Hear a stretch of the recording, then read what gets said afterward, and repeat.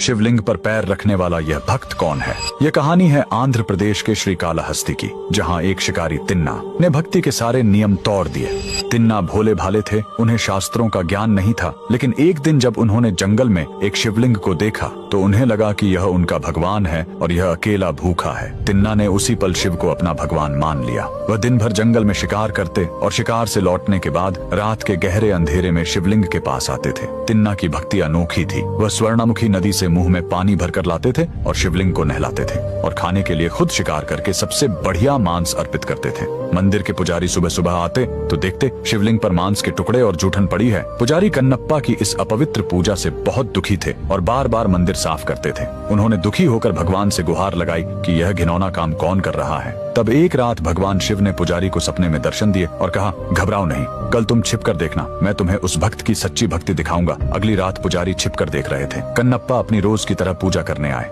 तभी शिवलिंग की दाईं आंख से अचानक खून बहना शुरू हो गया। कन्नप्पा घबरा गए। उन्होंने जड़ी बूटियां लगाई, लेकिन खून नहीं रुका। अंत में उस अनपढ़ भक्त को एक ही रास्ता सूझा, आंख के बदले आंख। बिना किसी दर्द या संकोच के उन्होंने अपना तीर लिया और अपनी दाईं आंख निकालकर शिवलिंग की आंख पर लगा दी। चमत्कार, खून तुरंत रुक गया, लेकिन तभी शिवलिंग की बाईं आंख से भी खून बहना शुरू हो गया। कन्नप्पा समझ गए कि अब उन्हें अपनी दूसरी आंख भी देनी होगी, मगर उन्होंने सोचा, दूसरी आंख निकालने के बाद मैं देखूंगा कैसे कि आंख को सही जगह कहाँ लगाना है। तब उन्होंने अपनी दूसरी आंख निकालने से पहले शिवलिंग की आंख पहचानने के लिए अपना पैर शिवलिंग पर रख दिया। भक्ति के इस चरम बलिदान को देखकर पुजारी की आंखें फटी रह गईं। भगवान शिव साक्षात प्रकट हुए। उन्होंने कन्नप्पा को गले से लगाया और उन्हें मोक्ष प्रदान किया। जिस जगह कन्नप्पा ने यह बलिदान दिया वह आंध्र प्रदेश का श्रीकालहस्ती है। इस जगह का नाम यहाँ के 3 पुराने भक्तों पर पड़ा है। श्री यानी मकड़ी, काल यानी सांप और हस्ती यानी हाथी, जिन्होंने यहाँ स्वर्णामुखी नदी के किनारे स्थित वायुलिंगम की पूजा कर मोक्ष पाया था। कन्नप्पा का बलिदान जिस जगह पर हुआ